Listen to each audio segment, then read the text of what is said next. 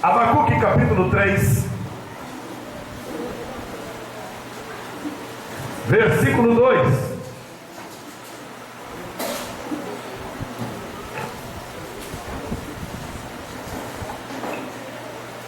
Abacuque capítulo 3, versículo 2 diz assim: ouvi, Senhor, a tua palavra e temi. Aviva, ó Senhor, a tua obra no meio dos anos, e no meio dos anos faze-a conhecida. Na ira lembra-te da misericórdia. Podeis assentar, amados.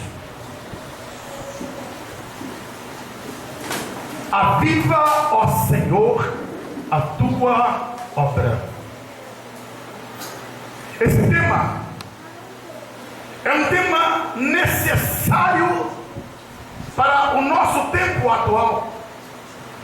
E quero nessa noite discorrer, amados, sobre esse tema, trazendo para nós a necessidade de termos um grande avivamento. Porém, para que ocorra o avivamento, para que o avivamento aconteça, é necessário que eu entenda que eu preciso ser avivado.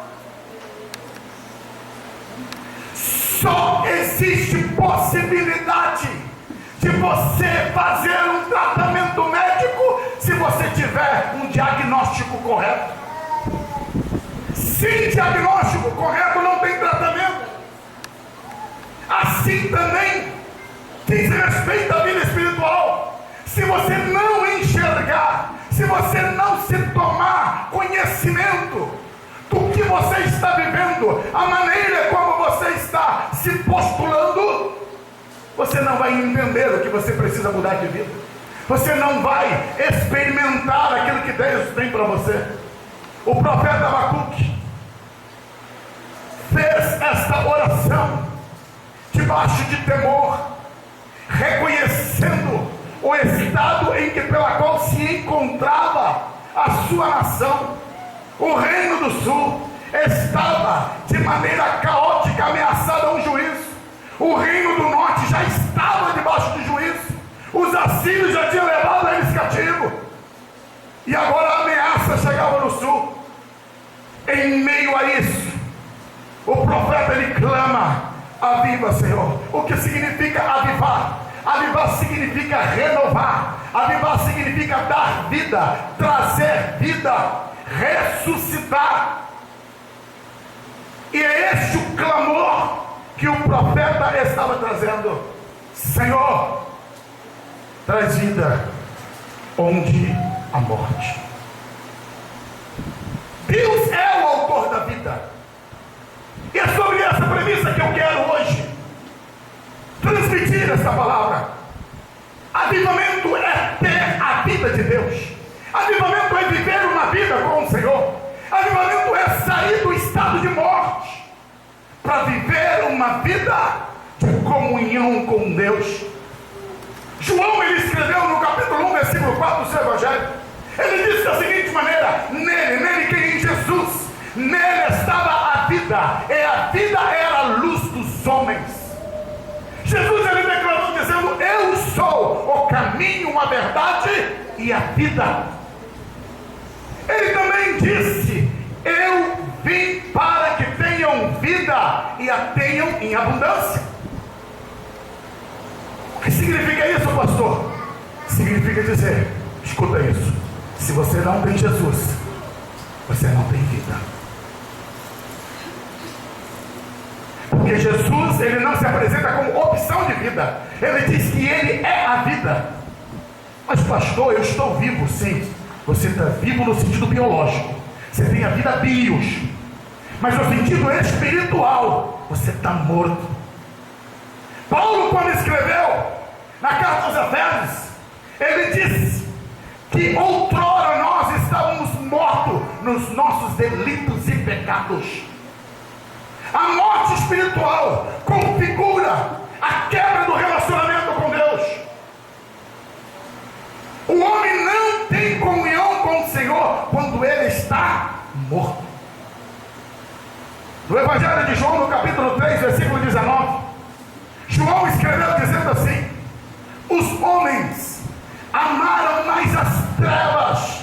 do que a luz, porque as suas obras eram más.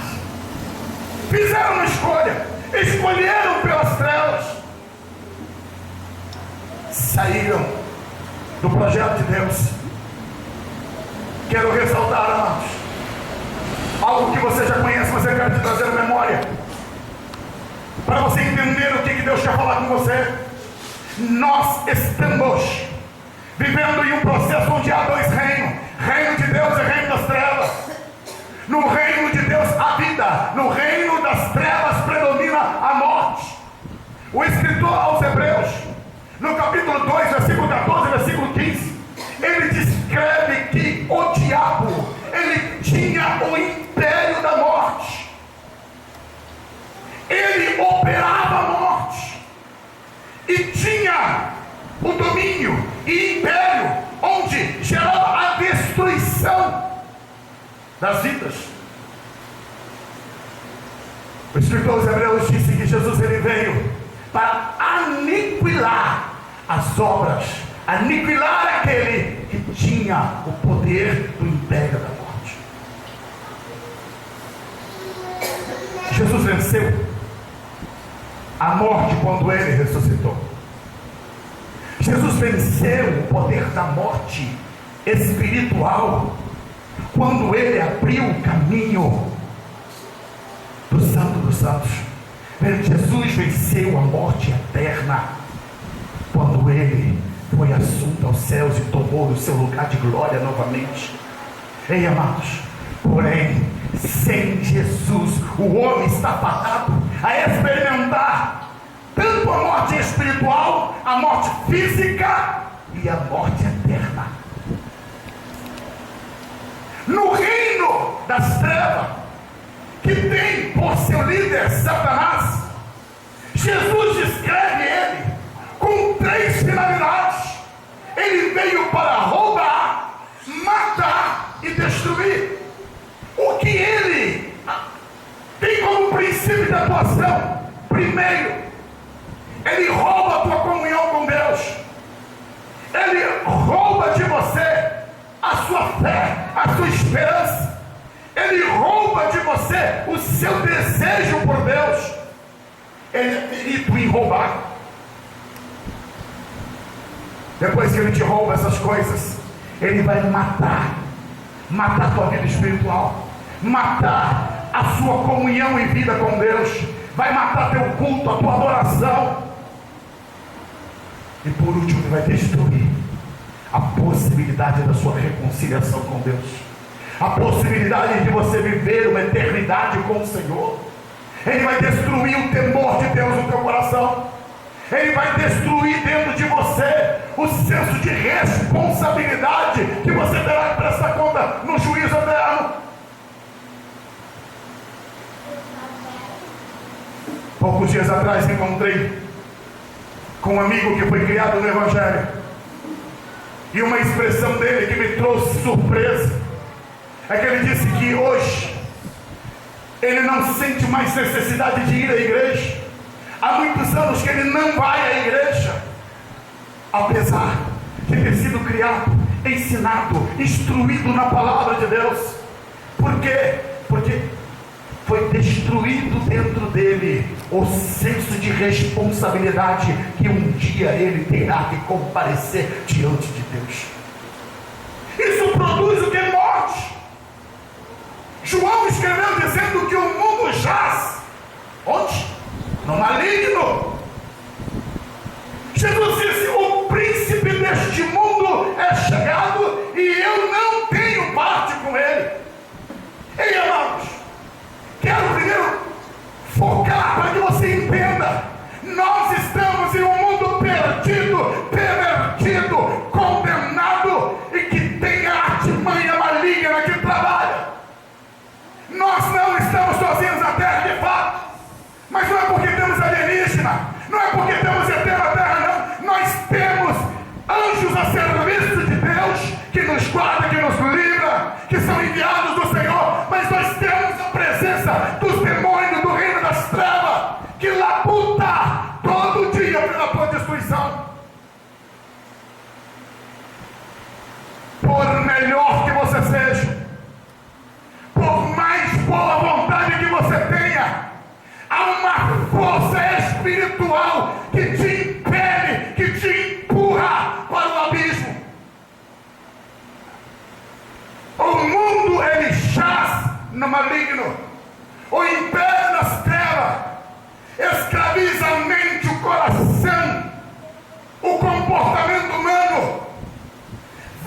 estão sendo escravizadas porque estão mortas os seus delitos e pecados. Pastor, se essas vidas estão escravizadas, significa dizer que elas não têm responsabilidade? Claro que tem. Você é responsável pelos seus atos. E eu costumo dizer e vou repetir: Deus não lança o homem no inferno, o homem vai para o inferno com as próprias pernas. É ele que escolhe ir, porque ele rejeita o princípio de Deus, ele rejeita a palavra, rejeita o propósito do Senhor, e por isso ele perde o direito de salvação. A nossa sociedade atual, moderna, intelectualizada, conectada, inteligente, sábia, resolveu viver. Escuta, viver sem Deus, como eu disse no início da mensagem, viver sem Deus é não ter vida, querido. É uma loucura o que a nossa sociedade atual tenta viver. A nossa existência é um curto período de tempo, é um sopro que passa. Por isso que eu vos disse todas as vezes que eu passei no cemitério, ou que eu tenha que ir lá para fazer algum sepultamento ou velório. Ali eu olho e observo, lá não há rico, não tem pobre, não tem inteligente, não tem diploma que vale ali. Todos vão morrer, todos vão pro pó da terra, vai entrar em estado de putrefação. Não tem grande, não tem belo, não tem bonito. Não importa, todos vão estar debaixo do mesmo pó, e ao pó regressará. O mundo jaz no maligno, porém a nossa sociedade tem hoje um lema. Qual é o lema da sociedade? O que importa é ser feliz. Eu quero ser feliz, não importa como, não importa os atalhos, não importa o caminho. Se as drogas me fizer feliz, eu vou pelas drogas. Se é a bebida que me faz feliz, eu vou pela bebida. Se é a prostituição, se é o sexo livre, o que importa é ser feliz e viver feliz. Ei, essa felicidade é falsa, é passageira. Aqueles que acordaram na eternidade, hoje, se eles pudessem, iriam dizer para nós: eu vivi uma loucura de vida, eu fiz escolhas erradas, eu fui feliz por um tempo transitório, estou padecendo eternamente algo que eu não precisaria padecer. Por quê? Porque no tempo de fazer escolha, fez escolhas erradas. A Bíblia adverte, agora eu quero falar com a igreja.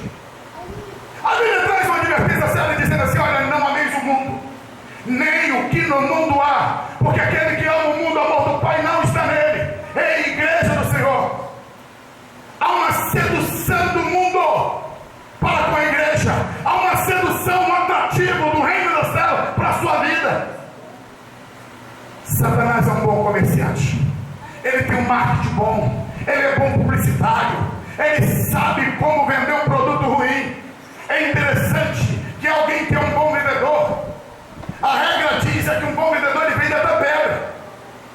Ele consegue ludibriar o comprador e fazer ele levar o que não necessita. Então escuta isso: o diabo é um grande comerciante, ele está tentando vender para você aquilo em que pela qual é o seu desastre, mas porém ele está te apresentando como um paraíso. Quantos jovens que deixam o caminho do Senhor, que abandonam a igreja por causa das bandejas, por causa das ofertas, por causa das propostas, por causa daquilo que o inimigo apresenta como sedução. Ele tenta chamar a nossa atenção. E aí eu vos digo com muita seriedade: ei,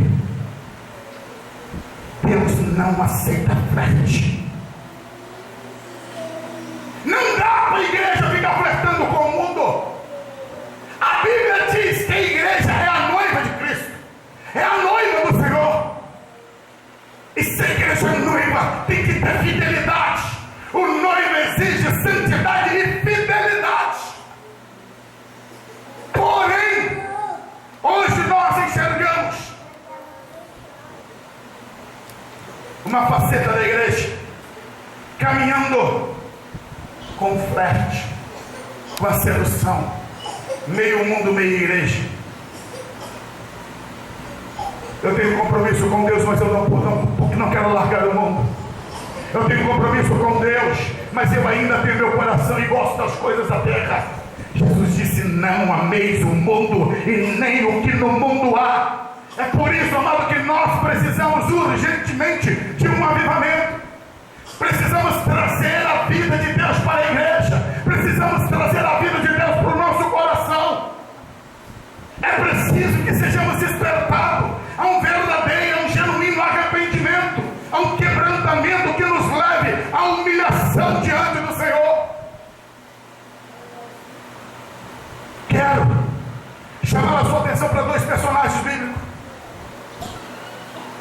Eu tinha preparado uma palavra para pregar, mas quando eu acordei hoje de madrugada, Deus colocou essa palavra no meu coração, que eu quero repartir com os irmãos. Me chamou muita atenção enquanto nessa madrugada eu estava ali, levantei, fui orar, anotar algumas coisas, e Deus falou muito ao meu coração sobre Caim e Abel. O retrato que caracteriza o modelo de uma vida morta e uma vida viva. Estou falando de vida com Deus, amados. Mas o que mais me chamou a atenção nesse texto bíblico, presta atenção, igreja. Caim, filho primogênito de Adão e Eva, presta atenção nisso. Quando Adão e Eva foram expulsos do Éden, eles saíram dali com uma promessa, que o descendente, a semente da mulher, haveria de esmagar a cabeça da serpente. Foi essa promessa que saiu no coração de Adão e Eva. Caim significa adquirido, aquele que o Senhor me deu. Penso eu que quando Caim, que foi o primeiro homem nascido, Adão e Eva não nasceram, Adão e Eva foram criados. Quando Caim nasceu, o primogênito do mundo, o primogênito daquela família, ela deve ter olhado para ele e disse: este é a minha semente, é este que vai pisar a cabeça da serpente, é este que vai mudar a nossa história. É porque havia essa expectativa. Posteriormente nasceu Abel. Adão e Eva ensinaram, instruíram, transmitiram para eles o conselho de Deus. Eu olho para esse texto bíblico e fico a olhar os filhos que são criados na igreja, filhos dos mesmos pais, criados no mesmo ambiente, recebendo o mesmo ensino, prestando o mesmo culto, porém posicionados de maneira antagônica, paradoxal, contrastante. Caim, que era a expectativa dos seus pais, veio a se tornar um homem carnal, morto espiritualmente, dominado pelos seus sentimentos, induzidos pelo seu coração. Abel, um homem piedoso, um homem pela qual tomou a postura de viver para Deus. A igreja hoje não é diferente. A igreja hoje vive com crentes mortos e crentes vivos. Pastor, mas isso é forte, sim. Caim é o típico do crente morto, frio, mundano, vacilante. Há um momento da vida de Caim, e é nesse ponto que eu quero ressaltar, e na vida de Abel, que tem tudo a ver com o que estamos falando de avivamento aqui. A Bíblia diz que, em um momento, Caim resolveu prestar um culto a Deus. Ele era lavrador, tomou do seu melhor, tomou do fruto da terra, preparou a sua oferta e trouxe ao Senhor. No capítulo 4, versículo 5 de Gênesis, A Bíblia diz assim: Deus não se agradou da oferta de Caim e não se atentou para a oferta. Duas coisas: Deus não se agradou de Caim, Deus não se agradou da sua oferta. E eu fiquei a pensar, mas por quê? Por que Deus não aceitou a oferta de Caim? Por que a oferta dele foi rejeitada e ele também foi rejeitado? O versículo 7, a Bíblia diz que o Senhor disse para Caim: olha, escuta, se procederes corretamente, não será aceita a tua oferta. Significa então que Caim estava procedendo de maneira errada. Ele estava construindo uma maneira dele, da forma dele de oferecer sacrifício. Caim se apresenta como um homem que queria seguir as suas próprias regras. Ele foi trazer para Deus um culto que era diferente do que seus pais ensinaram. O culto não era de fruto da terra. O culto exigia uma vida em cima do altar, exigia um cordeiro. Mas Caim, ele não se importou com o ensino.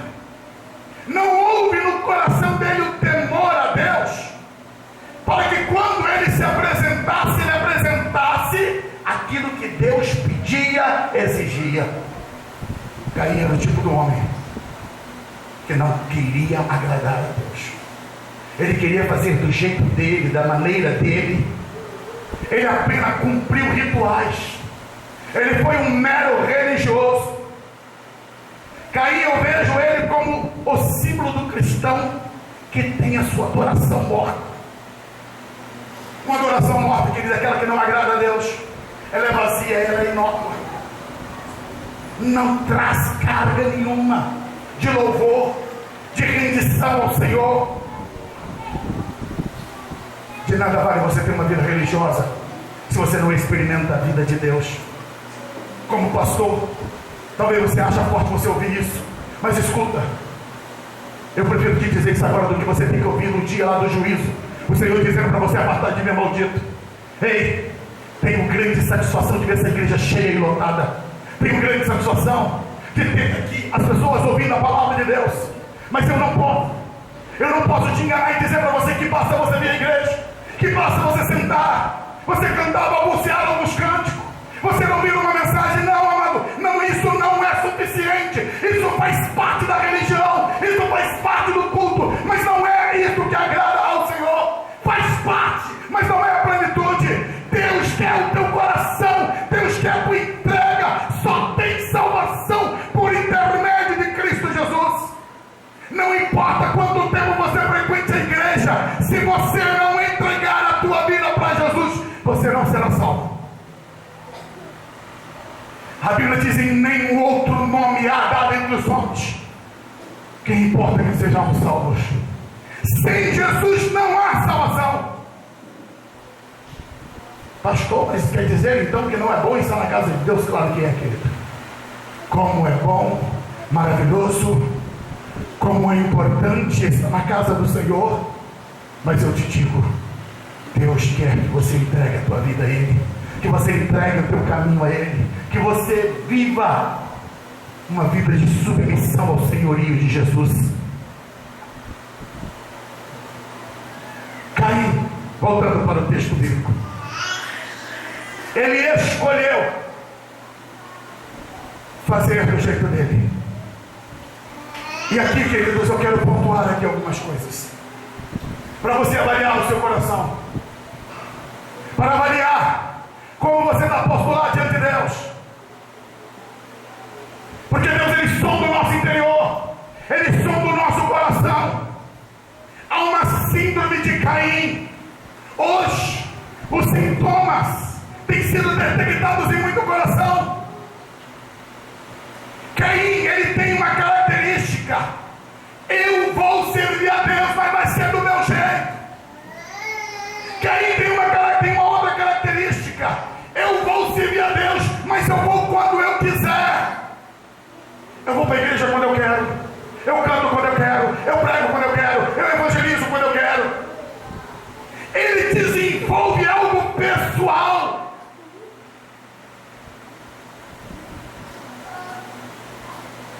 quando Caim chegou com a oferta do fruto da terra, a Bíblia diz que Deus recusou.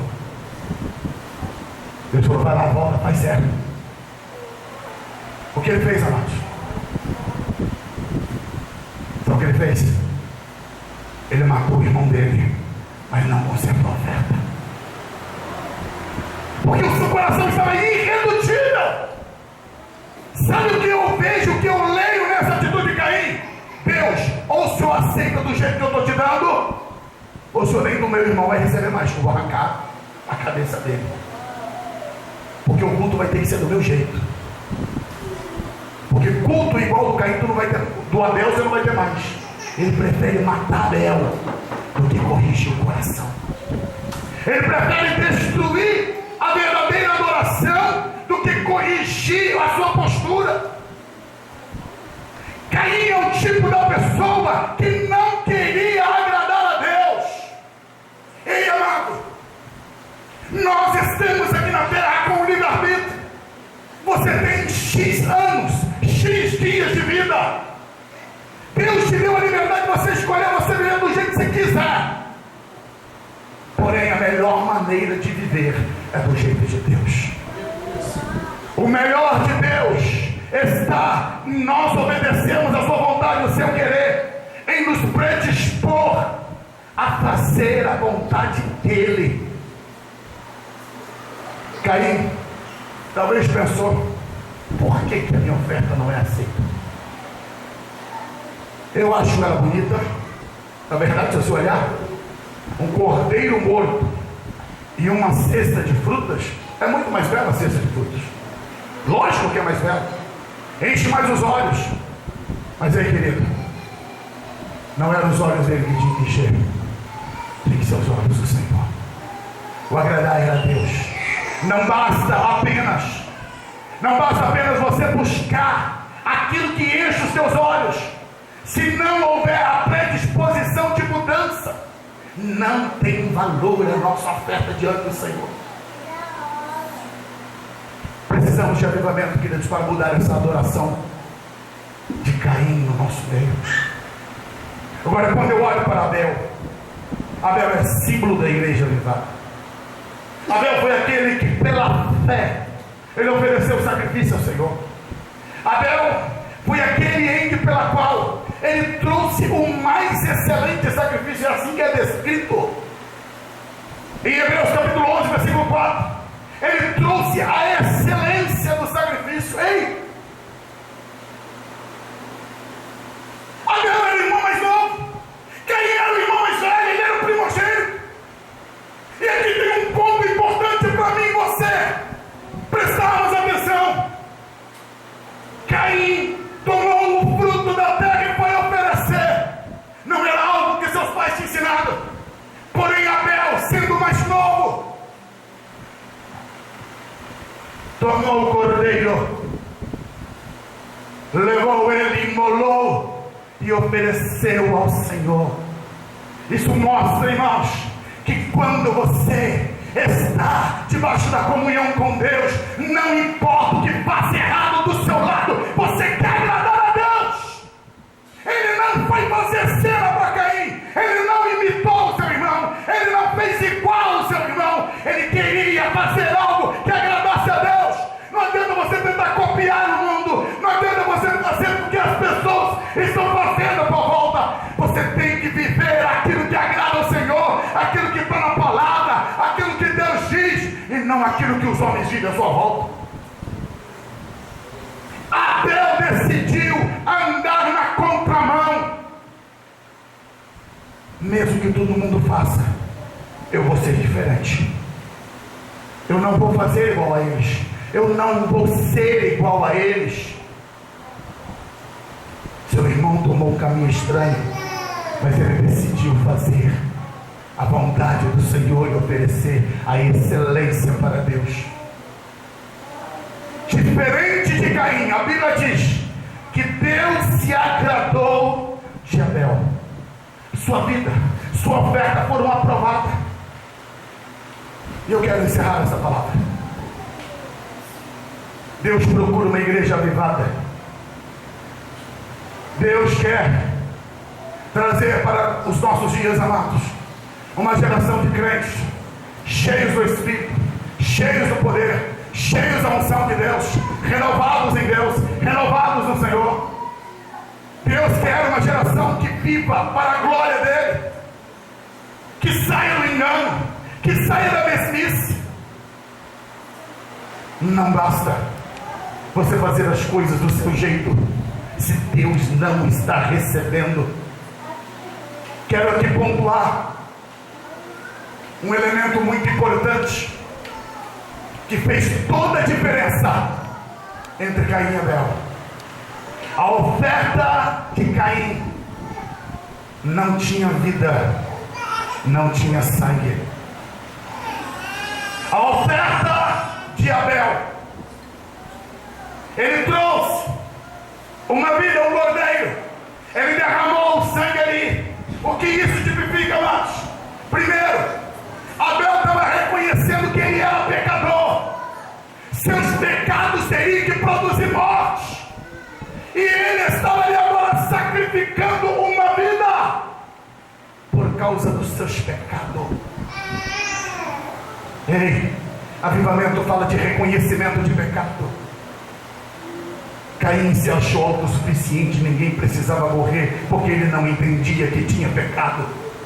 A Bíblia é enfática em dizer: sem derramamento de sangue não há remissão de pecados.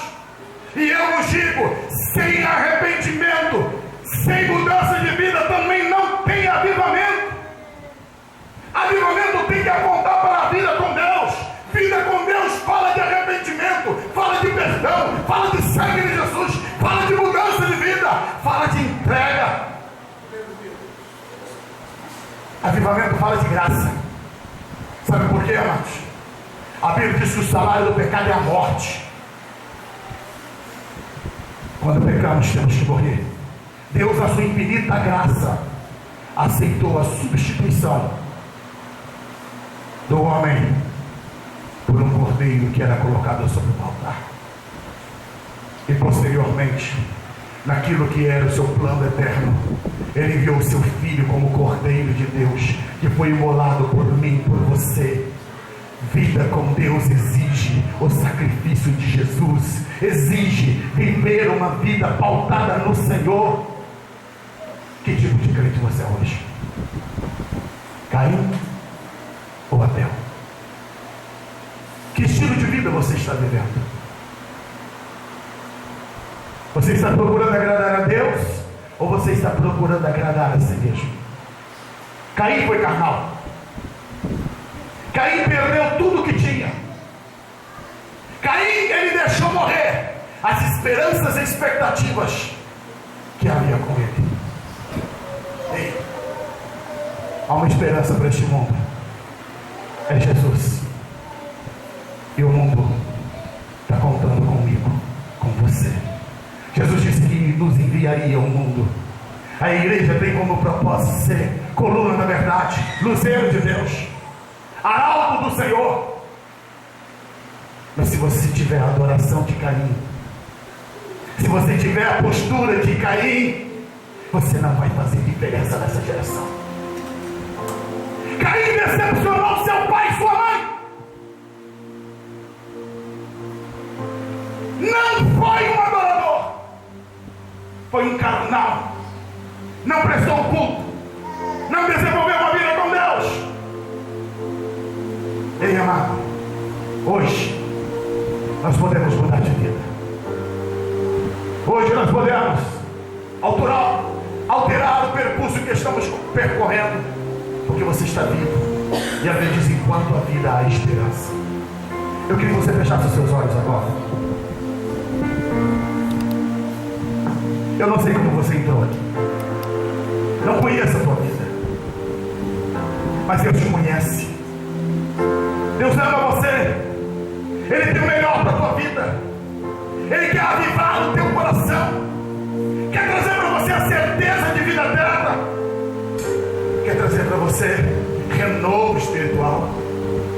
Se você já serve a Deus, talvez você esteja precisando tomar um choque de graça, um choque de renovo do céu. levantar, para te erguer e dizer: chega de viver uma vida medíocre, chega de viver aquém do propósito do Senhor. É hora de se levantar, é hora de deixar o Espírito agir e trazer vida sobre você.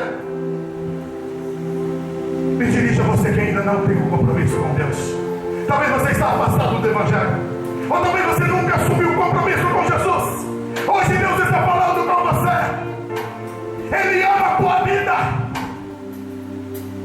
Sem Jesus, todo homem é um ser perdido. Não há outra notícia para você. Dentro de você tem um espírito, tem uma alma. Quando teu corpo perecer, a Bíblia diz que teu espírito retornará para Deus. Deus haverá de te pedir conta de todo o tempo da tua existência, de tudo que você fez, de toda a maneira como você viveu. E quando você comparecer diante de Deus, uma pergunta te será feita: qual a sua postura diante do Filho de Deus? Você o aceitou ou você o rejeitou? Aceitar significa submeter ao seu governo. Aceitar significa ter o seu nome escrito no livro da vida. Rejeitar significa não estar nos anais do livro de Deus. E a Bíblia diz que naquele dia, todo aquele que não tiver o seu nome escrito no livro da vida terá uma sentença. Deus haverá de dizer: apartai de mim, malditos, para o fogo eterno preparado para o diabo dos seus olhos. Deus não quer isso para você. Deus quer que você seja salvo. Por isso Ele reservou essa noite para dizer para você: está na hora de mudar de vida, está na hora de dar um passo sério. Eu queria que a igreja ficasse de cabeça lá chorando. Eu só quero fazer um vídeo muito sério. A você que ainda não assumiu o compromisso com Jesus, eu me sinto impelido a te confrontar. Hoje Deus quer salvar a tua alma. Hoje é a noite que Deus reservou para te salvar. Eu disse na mensagem: Abel não se importou com o que Caim estava fazendo. Mesmo que Caim escolheu o erro, Abel escolheu agradar a Deus. Talvez o seu lar, seus amigos, as pessoas que estão à sua volta tenham escolhido viver para o mundo, viver para o pecado. Mas entenda: quem define e quem decide a tua vida é você. E hoje Deus está te chamando para a salvação. Se tem alguém que ainda não entregou a vida para Jesus, saia do teu lugar, vem aqui à frente, nós iremos orar com você. Hoje Deus quer salvar a tua alma. Hoje Deus quer salvar o teu coração. Quero pedir a igreja para se colocar de pé. Vamos colocar de pé, irmãos. A Bíblia diz de que vale o homem ganhar o mundo inteiro e perder a sua alma. Tudo é passageiro, tudo vai um dia findar. Porém, teu espírito, tua alma permanecerá e passarão a eternidade, ou na vida eterna, ou na vergonha, desprezo e sofrimento eterno. Eu não posso prolongar porque tenho que terminar o culto. Mas hoje Deus está te dando a oportunidade. Se você precisa reconciliar com Deus, se você precisa hoje assumir um compromisso com Jesus, sai do teu lugar, vem à frente, mas vem correndo. A proposta do diabo é engano. A proposta de Deus é vida. Vida. E se tu recusares a vida, como escaparás da condenação eterna?